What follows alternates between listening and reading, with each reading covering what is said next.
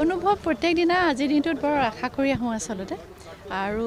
সামাজিক সাংস্কৃতিক প্ৰত্যেকটো দিশতে উন্নতি হোৱাটো বিচাৰোঁ আৰু বিশেষকৈ মই যিহেতুকে সংস্কৃতিৰ লগত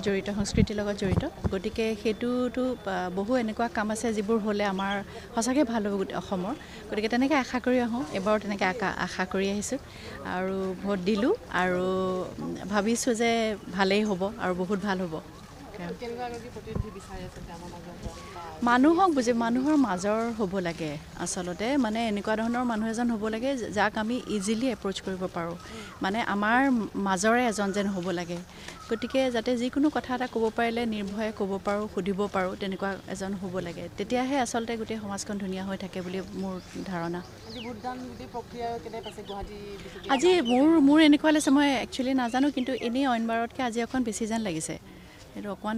বেছি হৈছে নেকি চাগে বতৰ